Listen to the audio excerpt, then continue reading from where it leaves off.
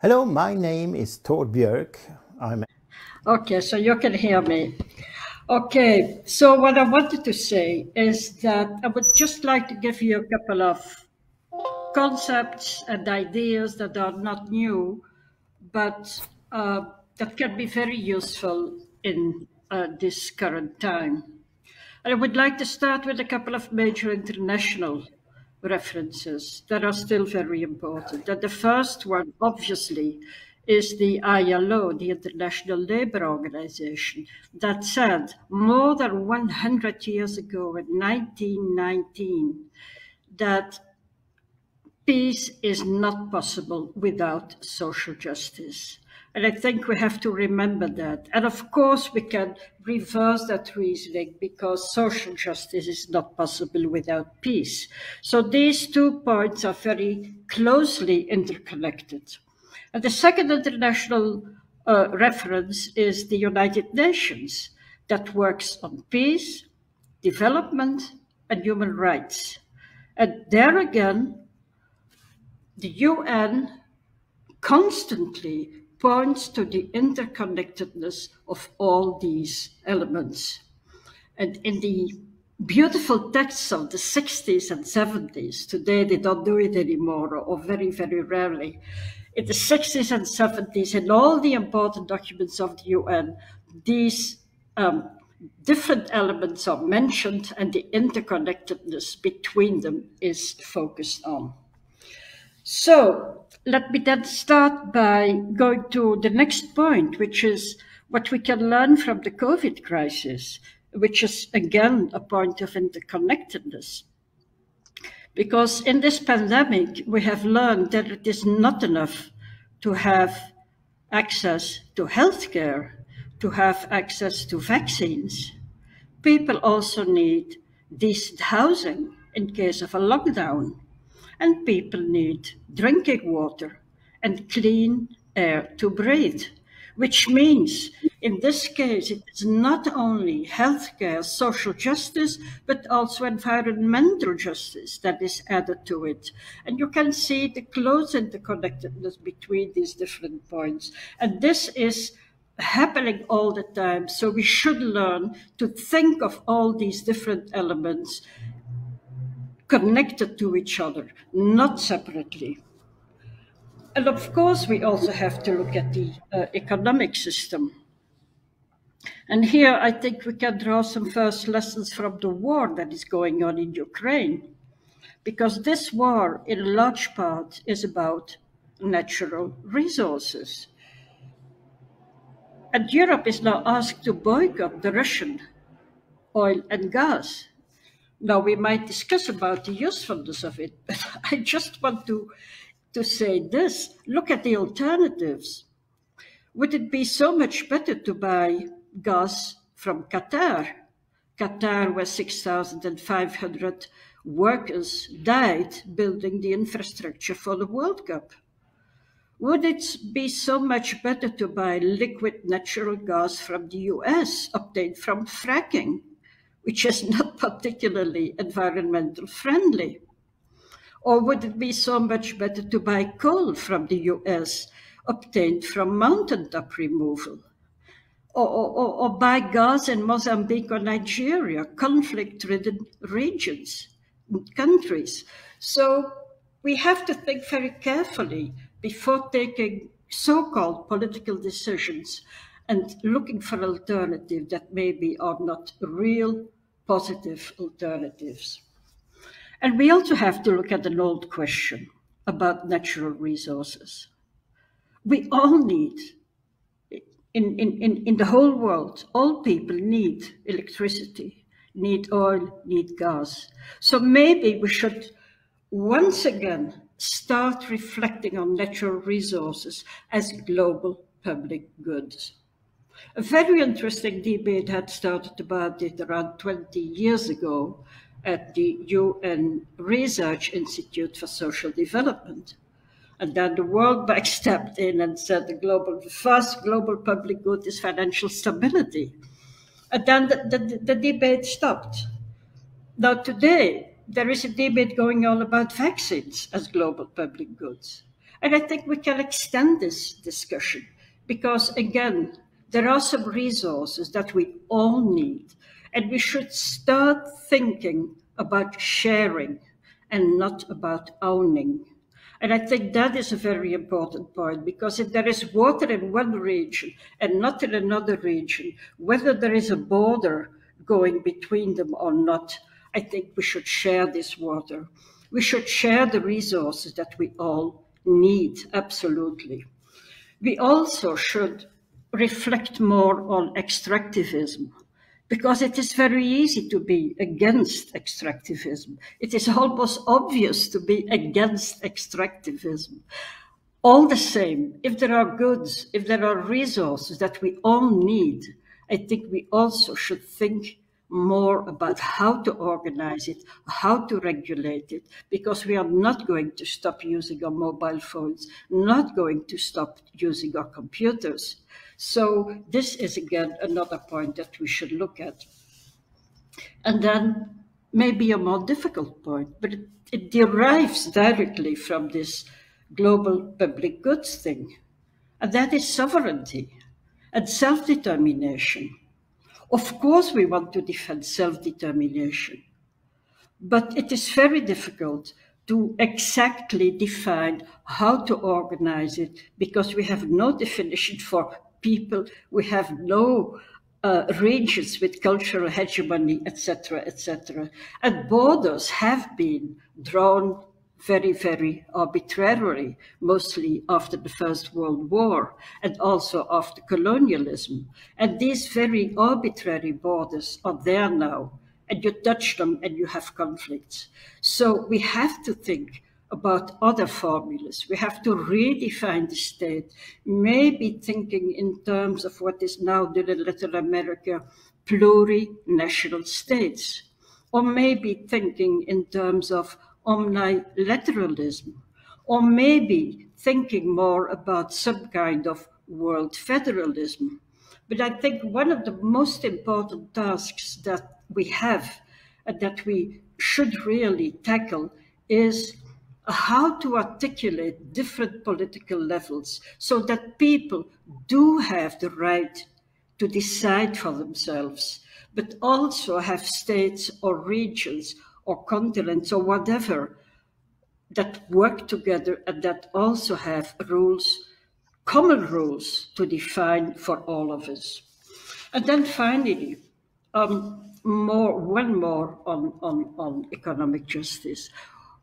One important lesson, I think, that we should never forget is that we should stop just saying that we have to stop capitalism, because that is not concrete enough. And when you ask people, what do you mean by that, you never get the answer.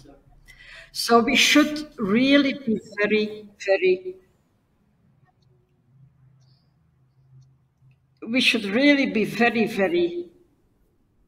sorry, can't hear it. No, it's okay. I heard it one time.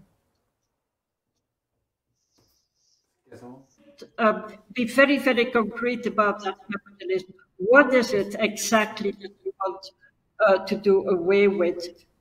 We have to think in terms of social and solidarity economy, but on a large scale and not only in a small scale. And I think we very much have to learn from feminist economists, thinking in terms of an economy of care. These are the few concepts that I wanted to give you, and I do hope we can discuss about it. I do hope it can be useful for the further debate and reflection, because the final objective remains indeed peace. And we need for that social justice, economic justice, and environmental justice. Thank you very much. Sorry for that. Thank you, Francine. Thank you very much.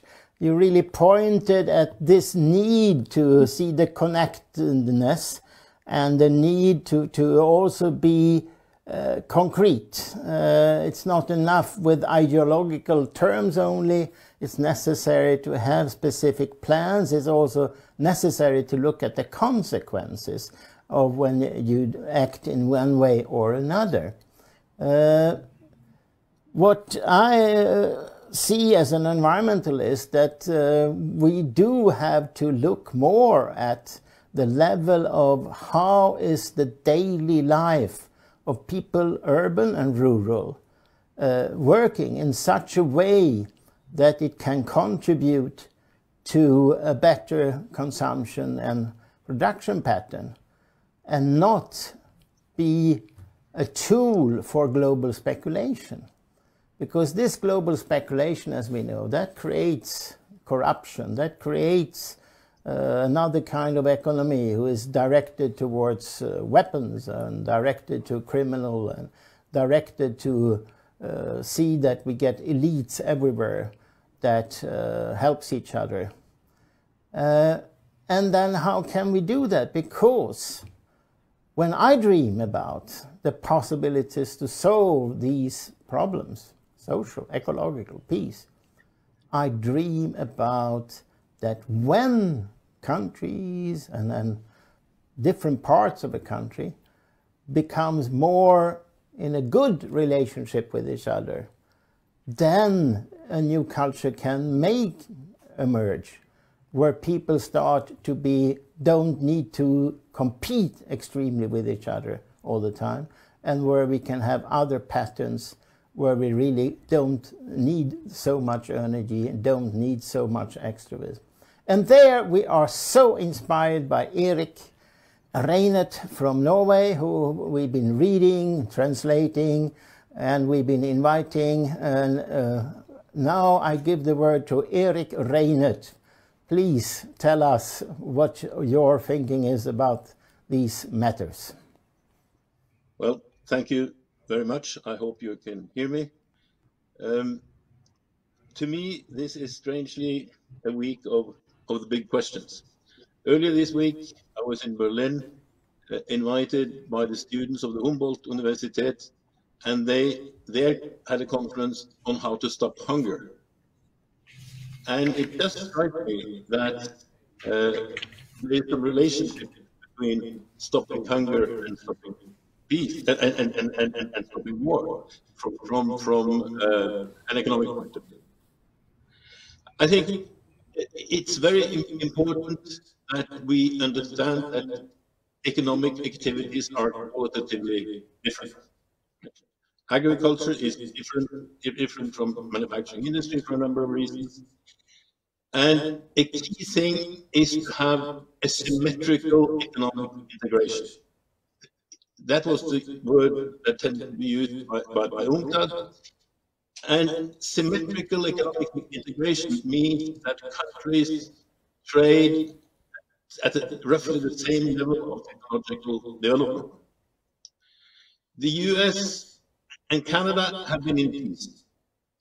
One reason for that is that the Americans allowed Canadians to put customs duties on the American cars, so Canada also started producing cars. So the American companies, the same, these were Canadian workers. The US relationship with Mexico is virtually the opposite. When NAFTA, North American Free Trade Association, started, it started with US dumping maize, corn, at below cost on the Mexican market. So self-sufficient Mexican farmers went out of business, and what did they do? They started to get into the United States when they were not terribly well. So traditional industry in Mexico died out, and Mexico became specialized in what they call maquilas, which are assembly plants along the American border, the US border. Right? So the relationship to Canada produces peace, the relationship to Mexico creates conflicts. So this has been understood for a very long time, and it was very well understood at the end of World War II, when the Marshall Plan sought to re-industrialize Germany, and not only Germany, but to make what I call a sanitary belt around the communist countries, you know, from Japan and South Korea and Taiwan down to Turkey and all the way up to Norway. And this industrialization plan was, in my view, a great peace plan also. Anyway, it kept coming from expanding. And what we now see is a lack of understanding of the difference between economic activities. David Ricardo had his theory of comparative advantage produced in 1817.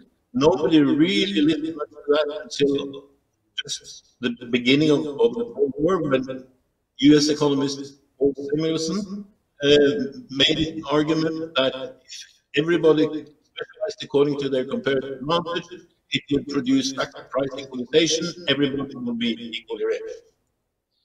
And there's something illogical here, that if a country is in the Stone Age and the neighboring country is moving into the Bronze Age, we are actually telling the Stone Age country to stay with its comparative advantage in the Stone Age and not move into the Bronze Age. There's something utterly non-understandable and nonsensible regarding trade theory, and we stuck with them. And that is being used, for example, by the European Union, when the European Union has put very high tariffs on Argentinian meat. They force the Argentinians to plow up the pampas and plant soybeans to be eaten by European cows. This is, in a sense, making Argentina poorer because they go back in the value chain. If we say there is a value chain from silicon sand to silicon chips, poorer countries produce silicon sand, rich countries produce silicon chips. Right. So the idea of symmetrical dependence is that everybody should be at roughly the same technological level, which Norway and Sweden was for a very long time. Although they were small countries, after the war, they were each other's biggest customers. You have a NATO debate, which I would like to make a small comment on. Norway has been a member of NATO since I was born, which is a long time ago. But 2 years ago, we got a new version of NATO. We never had American bases in Norway, but in the last 2 years, we've had American bases and American soldiers under American jurisdiction on Norwegian soil. So I'm not going to mix into the NATO debate in Sweden. I'm just saying, please, if you want to be a member of the old-fashioned NATO, which doesn't give Americans the right to their own jurisdictions on Swedish soil. So colonialism is a bad thing for peace because it creates so uneven development. And in the European Union, there's something called smart specialization. I've contributed to that project, but the European Union actually promotes some stupid specialization. You know, if the Ukraine or other countries are forced to sell their wheat to Italy for 200 euros a ton, and they're buying back spaghetti for 1,400 euros a ton, well, that is in some kind a stupid specialization. You know, you specialize in a comparative advantage of delivering raw materials, and colonialism was the very sense of colonialism was to do that, to prevent the colonial powers, the colonial powers to get competition from the colonies. And I think we with the World Bank and the IMF, again, we're into some kind of neo-colonialism.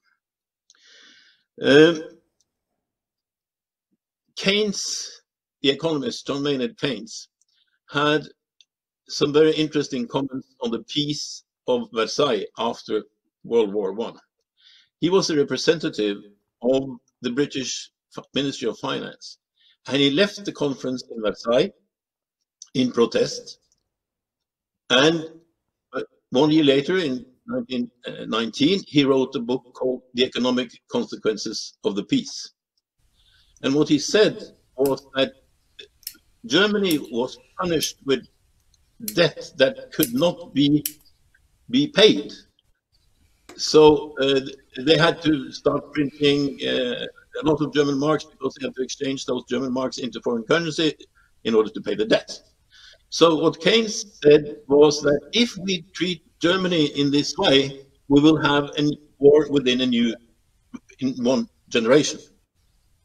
And after World War II, people still remember that. And therefore we got the Marshall Plan. And the very the awful things going on in the Ukraine, I find a small parallel there. In 2011, I was asked by a Russian magazine, expert business magazine, with an Estonian colleague to make recommendations for Russian industrial policy. And the result was presented at Medvedev's birthday conference in Yaroslavl in 2011.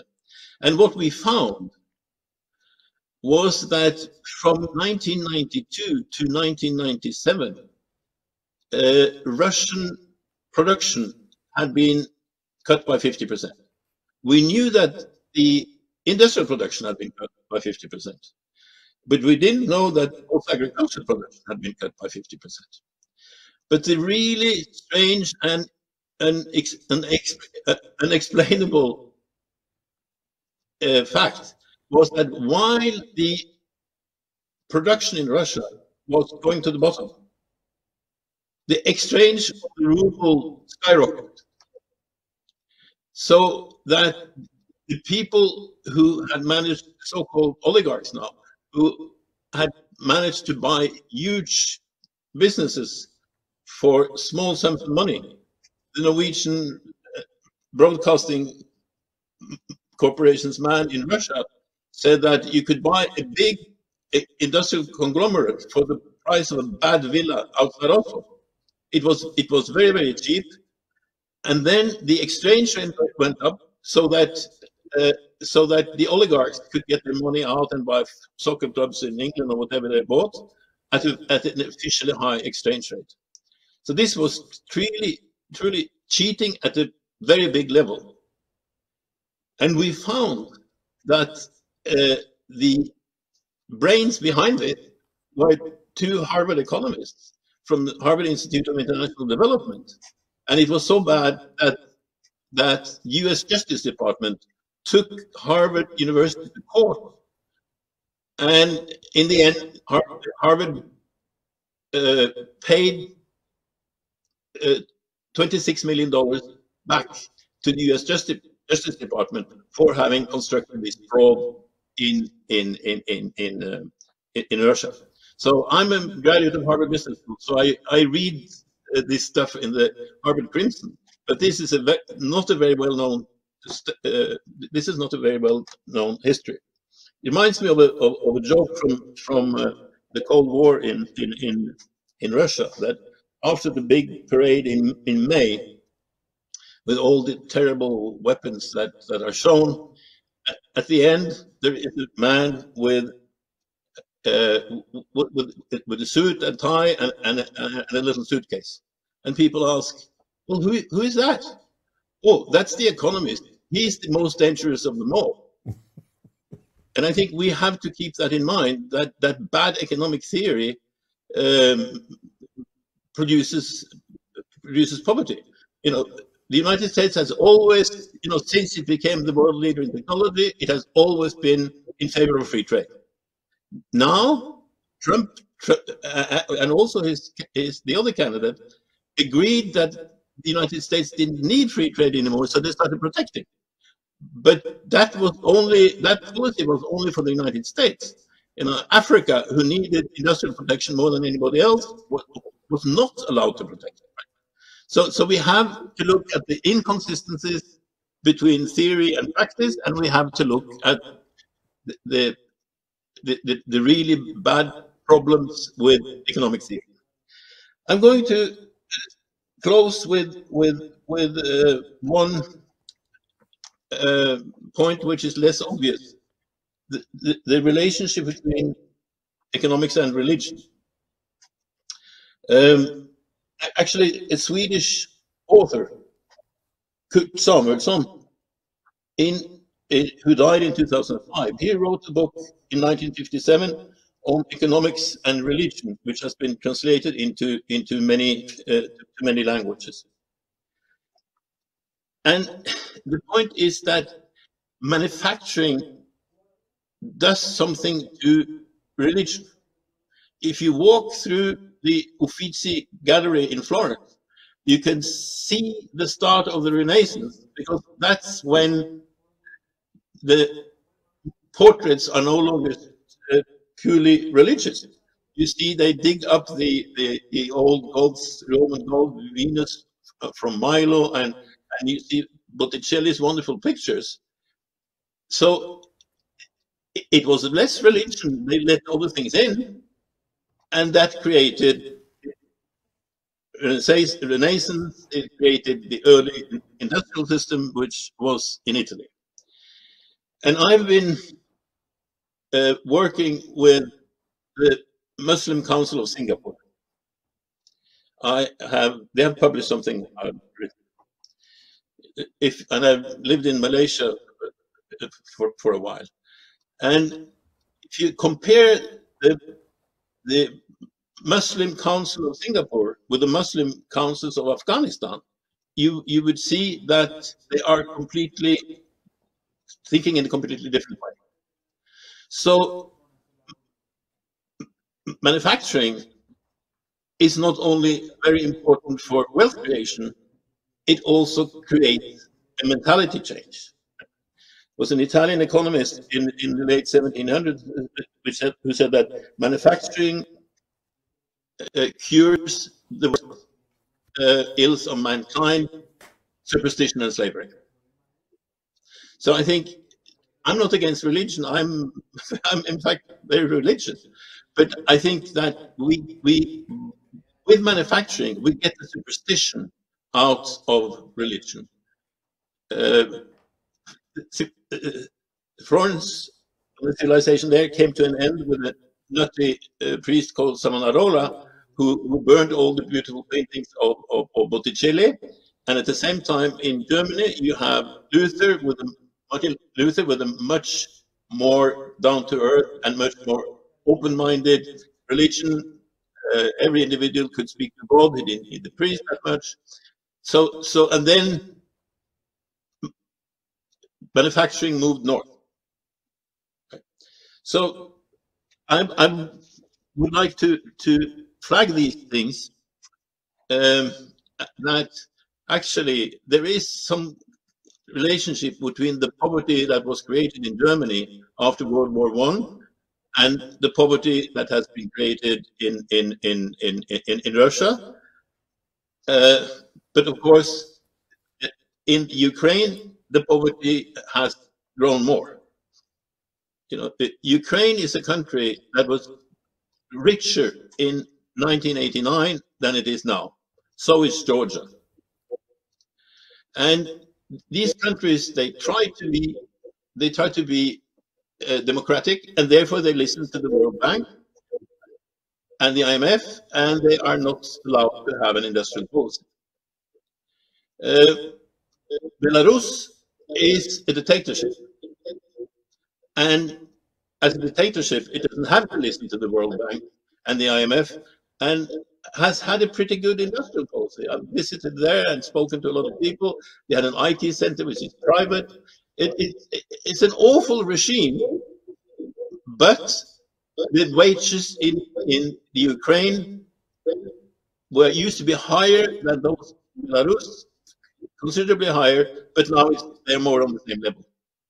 So that we are forcing through the World Bank and the IMF industrial, non-industrialized country, be preventing them from having an industrial policy which will make them rich.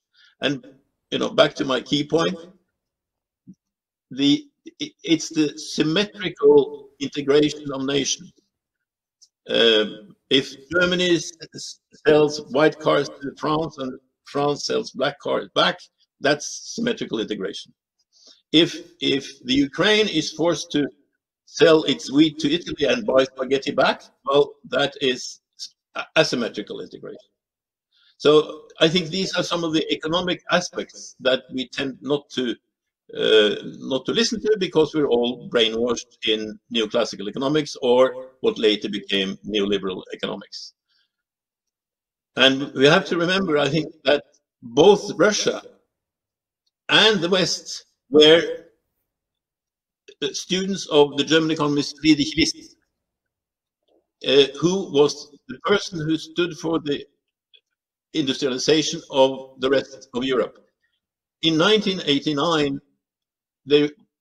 he celebrated his 200th birthday, was celebrated. And the interesting thing that on that year, East Germany and West Germany both produced a stamp in honor of Friedrich List. That was probably the only hero communism and capitalism had in common. But now with neoliberalism, he's gone. Thank you. Thank you very much, Erik. And I would say that this gives a bit answers to what Francine talked about, that we need to be more concrete. It's really obviously here that we are facing possibilities to intervene in terms of opposing implementation of trade regimes and other things that are extremely directed only to give privilege to us in the rich countries, while giving a permanent level for others to be down there forever. Because this is in the end not creating any future for humanity, because it will develop in worse and worse terms. I know that Poroshenko, the president who became after this power shift in Ukraine in 2014, he was also a minister before under Yanukovych, not directly towards the power shift, but his idea for the future of Ukraine was agriculture. And this is precisely what I think Erik Reiner talks about, that if you place yourself at the bottom of the value chain, you will be there forever and you will be developing in a wrong direction. And that is why we need this vision. It sounds to some, when we say it here, Friends of Sweden, to others, that we need to industrialize, to save the word. It sounds totally contrary to the normal concepts of environmental movement.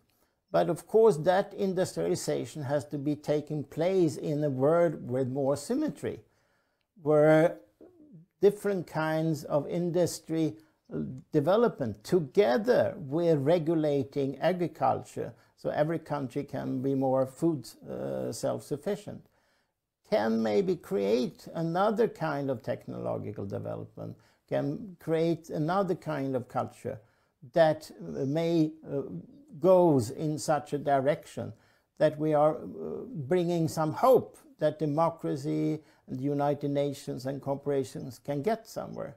Because we are having this webinar, specifically because it's 50 years after the first UN conference on environment and development, which took place 1972 in Stockholm here. And now we can look back in terms of 50 years.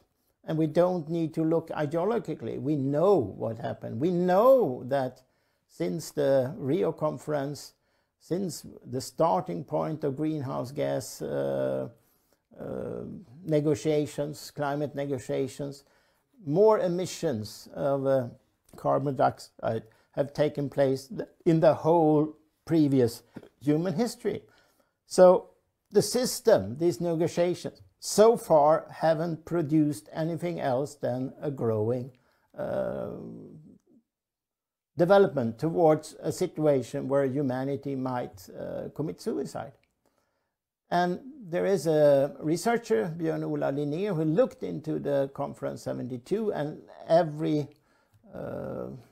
other continuous negotiation. He said at the webinar organized by SIPRI, the Swedish International Peace Research Institute, that at the core in 72 was economic justice. And the second thing, which made it possible at all to have all the countries on the table and have some kind of mechanisms to enable also poor countries to take some measures. And he says, today it's out of question, nobody cares. And what I read from Reiner, this is precisely the point, that this is where we have to focus. And if we listen to Francine, that means that we also can walk side by side with social movements protecting the workers' rights. And if we listen to Reinert also, we have to develop ideas how with rural populations that are dependent on agriculture, how they can be walking hand in hand with the more urban areas. So with that, I have, it seems like, as far as I understand, we cannot unfortunately have Alexander Buzgalin with us from Moscow, but the final word for the final intervention goes to Peter Wahl from Germany. Please take the scream, as we say, the scream. I hope he is there. He was there before. How to prevent me from that echo? Ah, there's technical things. Well, I'll try. Now, thank you very much for being invited for this meeting. I want to focus very briefly on a very central of our debate. It is trivial to say that climate heating is a global problem, and it's also common sense in the mind that existential threat to humanity. This is a completely new situation in the, I don't know, 100,000 years old history of mankind. It's for the first, it's for the second time, and because it's for the second time, humanity is capable to annihilate itself, to kill itself, if you want to commit collective suicide, and this is global heating. However, some decades before, after World War II, and in particular since Hiroshima and Nagasaki, we know that there's another way of committing suicide, collective suicide for humanity, and this is the nuclear threat. So what we have to see is that these existential threats both create today now something which is linked together in a kind of civilizational crisis. It's not just like the many cyclical economic crises we had in capitalism. It's not like the political crises that we had in the past, and some of them. It's something new. It is an exceptional challenge for all. This is the first point I wanted to make clear. The second point I want to make clear is that in order to overcome the problem of climate heating, fundamental changes in the economy are necessary, because it is obvious that the basic, the fundamentals of capitalism, which is an endless accumulation of capital, which is an endless accumulation of goods and things, that this creates a big problem in a world which is not endless, in nature which is not endless, but which has its ends. I think it's not new neither, but in the last years, more and more people have started to understand that the economy as we know it by now cannot just continue in the same way as it did in the last 200 or 300 years. And at least one thing has to change rather quickly, even if we are not capable to abolish capitalism in the next few years. Decarbonization. This means the energetic basis of our economies have to change. They have to go away from CO2 and come to the renewable energy basis. This is something that, at least on paper, even the US government and most other governments in the world have understood and declare officially. However, if you look now at the realities, you will see that there is a dramatic contradiction between the confessions towards a new economy, or at least towards decarbonization, and on the other hand, the reality. In spite of all the declarations, in spite of all UN conferences, CO2 is increasing. And now we have a new element that is coming into the situation, and this is this war in Ukraine. To understand the linkage with climate and a basic fundamental change in our economies, we must understand that in this conflict, two types of conflict are intertwined, are amalgamated with each other. The one element, in which I will not go very now deep, is the direct conflict between Ukraine and Russia as a result of the chaotic disruption of the Soviet Union. These are these minority problems, Russian-speaking people. And it's not only the case in Ukraine. You have it in South Ossetia, you have it in Abkhazia, and you have it also outside of this conflict in many areas of the world, in Africa. Or now you see it is sharpening even in Northern Ireland or in Spain. So I leave that aside and I come to the second type of conflict that is amalgamated with the first one. And this is a global confrontation between, at the first place, the United States as the leading superpower in the world, and on the other side, emerging powers like China as a superpower, and Russia, which is a superpower only in nuclear armaments, but not in economy and other respects. But nevertheless, there is a renaissance of Russia as a big power. And with them, the so-called BRICS states like South Africa, India, and others, they too, not so outspoken like China and Russia, but as a matter of fact, they also are opposed to the common world order, which is still dominated by the United States. This is not just an invention from my side. In order to give you an empirical evidence for that, the Congressional Research Service of the United States Congress produces every 3 or 4 years for newcomers in the parliament a paper in which they explain how the basics of the US foreign policy are working since 100 or even more years.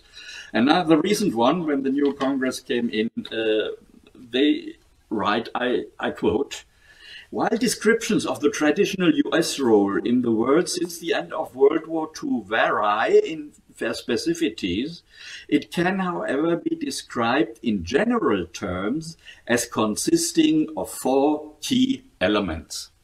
And now they name the 4 key elements. Number 1, global leadership. So this means dominance of the United States worldwide. Second, defense and promotion of the liberal international order. I would call it defense and promotion of capitalism.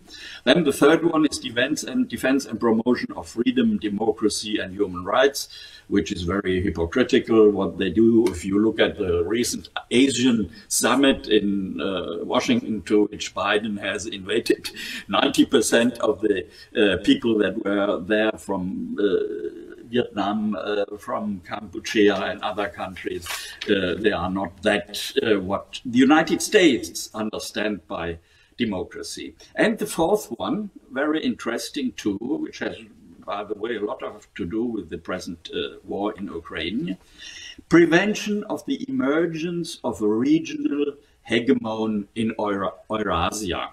So in Europe and in Asia. So these are the four key elements, and you don't understand really in depth the Ukrainian war if you don't see this global fight for hegemony of the United States. There is a nice study in the Harvard University by Allison and others, which is called the Thucydides trap. What does it mean? Thucydides was 300 before Christ, an historian who described the Peloponnesian War. And the basic idea was that the Peloponnesian War was about a change in hegemony between Athens on the one side and Sparta on the other side. And they have analyzed 16 of these conflicts, these changes of hegemonial structure, and found that in 12 they ended in war. And there were only 4 in which this change in hegemony, the change in the basic structure of the international system did not lead to war. And here we come to back to the question of environment, economy, peace and war. This means as a consequence for us that only in an environment of cooperation, in an environment of coexistence, mutual understanding and tolerance in the international system, and not in a fight for hegemony, and not in a fight for global dominance, and not in the spirit of confrontation and Cold War, is it where we can solve the existential problems of humankind. And under this perspective, we have, as before we continue with thinking about basic changes in the global economy, we have first of all to stop this war, because this war contains the risk not only of the horrible victimization in Ukraine itself, but a big risk is that it further escalates, and it might even end up in the use of nuclear weapons for a second time in history after Hiroshima and Nagasaki. And if this escalation continues, we will have no climate heating, climate warming. At the contrary, we risk to have a nuclear winter. So the first and foremost task at this moment, if we want another economy, is to stop the war. And stop the war means to...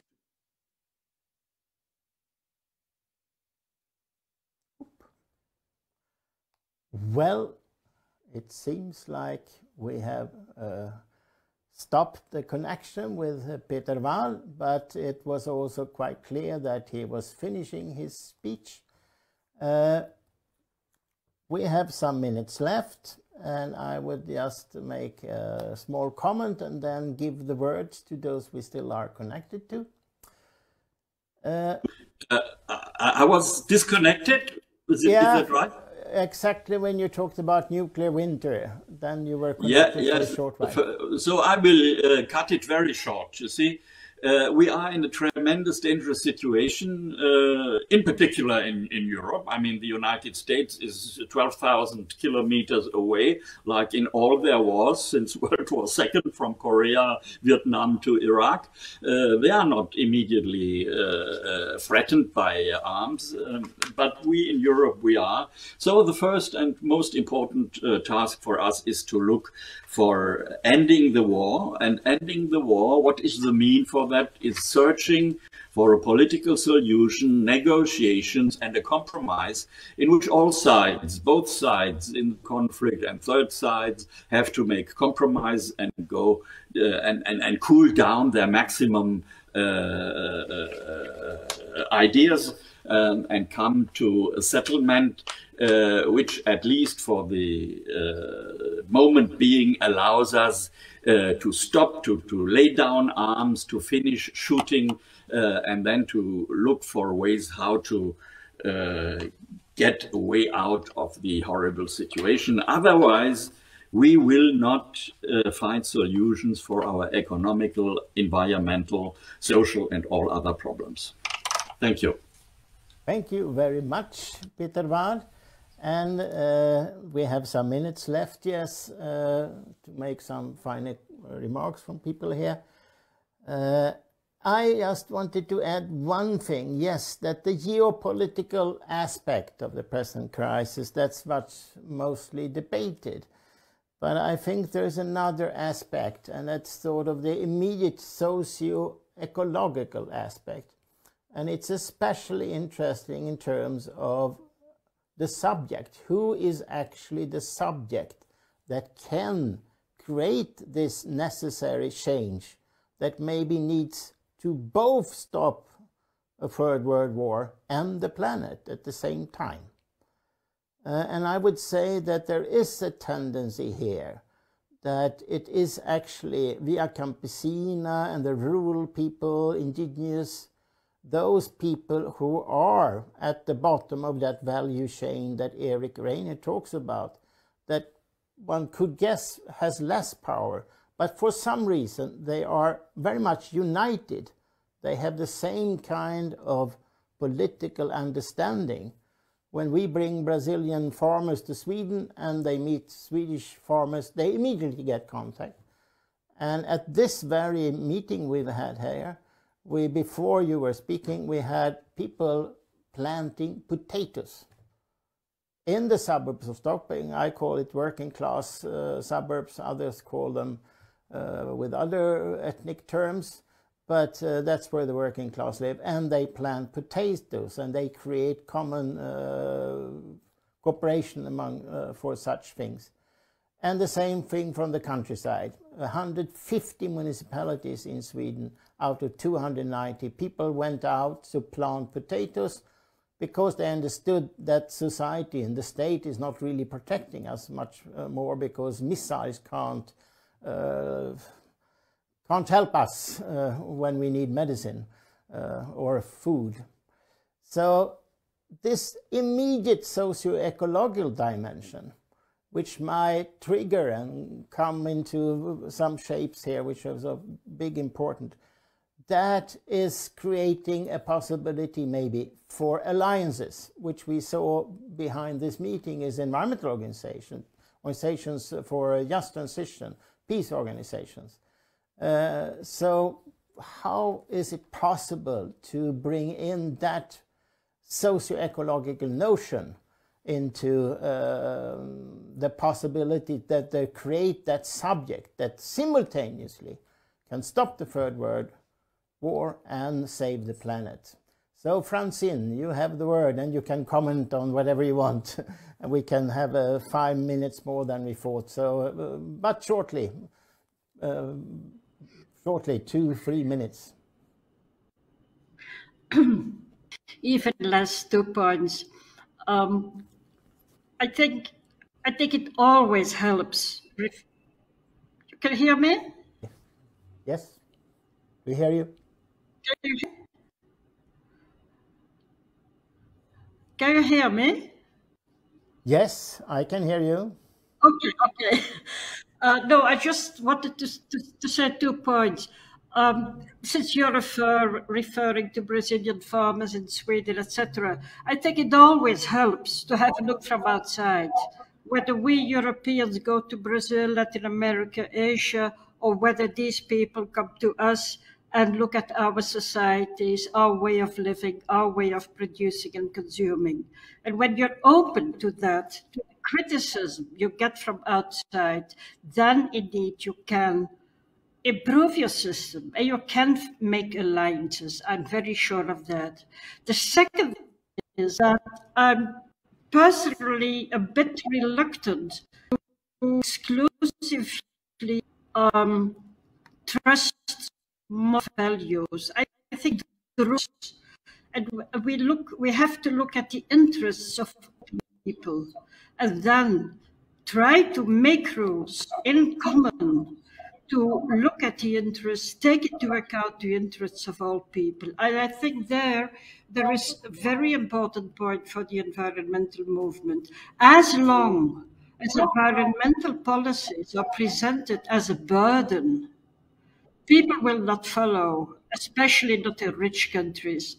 I see this very much a country where I live in Belgium, which is a very rich country and where environmental policies almost have no chance of really convincing the whole of the population. So we need to present these policies as social policies, as economic policies with an environmental impact. I think that is the way, again, to make people believe that these environmental measures will improve their lives, not in terms of so-called happiness, because they do not believe in that, but in material, tangible material points. And that is very, very well possible if you look at the different measures that indeed we need. Make rules, take into account the interests of people, and allow a look from outside and be open to the criticism you get. Thank you. Thank you. That was a very good short intervention. Now I give the word to Erik, if you can comment upon these impossible questions. No, I would like to agree that there are indeed many reasons to be worried. But there is one interesting factor here, which is technological uncertainty. And I'll give you one example. In the 1870s and 80s, dead horses and horse manure were health problems both on Manhattan and in London. So what should you do? You know, put the Pampers on horses, or should you invent the car? At that time, there were actually only two competing technologies, and a third one showed up.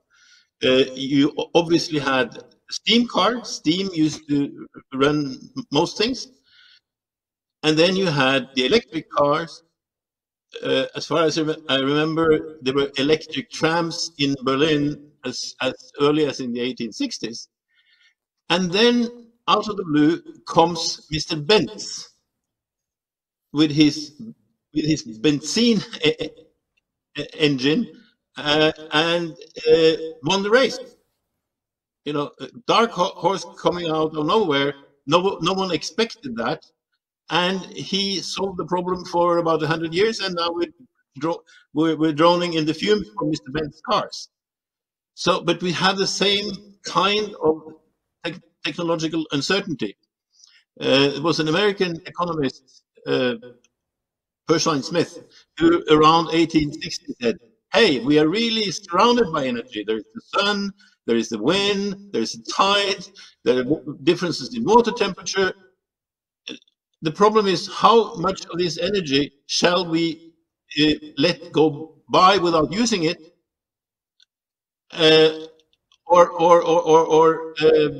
That's the way that was a way to see this as an opportunity, right? And we are seeing the sun, we are seeing the wind, but there is also here a dark horse coming in, and that's geothermal energy. You know, if you drill 100 meters into the ground you can actually tap energy from the ground as long as the Earth is hot inside, which is going to be a few million years. I have a couple of engineering friends who have been working on this for 20 years. And I think this is going to be a logical choice for energy for anything that doesn't move, right? But why don't people know about it? I was a couple of years ago in Sudan, and Sudan had lost all its oil fields virtually to South Sudan, and they were wondering, what should we do with our air conditioning? And I spoke to the Minister of Energy, who was a geologist, and he had never heard about it. So I think maybe the problem is that this solution is so cheap that big companies like the Seven Sisters, the oil companies, cannot make money on it.